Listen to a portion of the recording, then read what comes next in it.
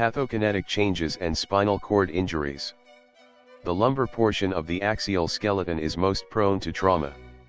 Trauma can occur after one-off stresses or as a consequence of repeatedly recurrent microtraumatism. A forward slope, for example, repeated in a repetitive motion or in a prolonged occupation of a defined posture, such as sitting, risks a trauma in all segments of the spine. Traumas of the spinal cord cause a variety of dysfunctions.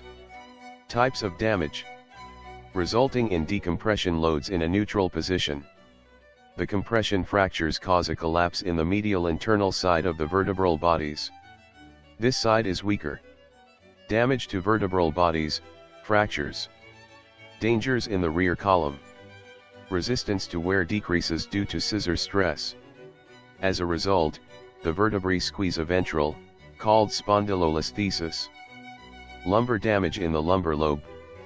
For example, in case of traffic accidents, the cranial ligaments are traumatized most often when the car is hit by the rear, whiplash. These blows are unexpected. In the absence of muscle stabilization in the cervix as a preliminary impact of the impact, the cervix is subjected to extreme expansion flexion acceleration. In the event of a side impact, the side segments and parts of the side partition are restretched. Especially injured muscles from the ventral side of the neck, longus colli muscle, longus capitis muscle, sternocleidomastoideus muscle, muscle longus colli develops spasm as a protective response. This subsequently leads to the smoothing of the physiological cervical lordosis. It is difficult to raise shoulders up, elevation.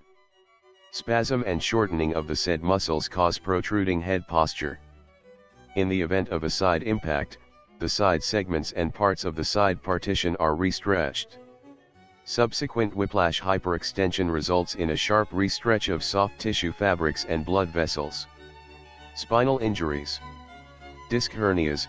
Lumbar spine is most prone to injuries compared to all other areas of the spine. Traumas are caused after single stroke loads or after repeated microtraumatism.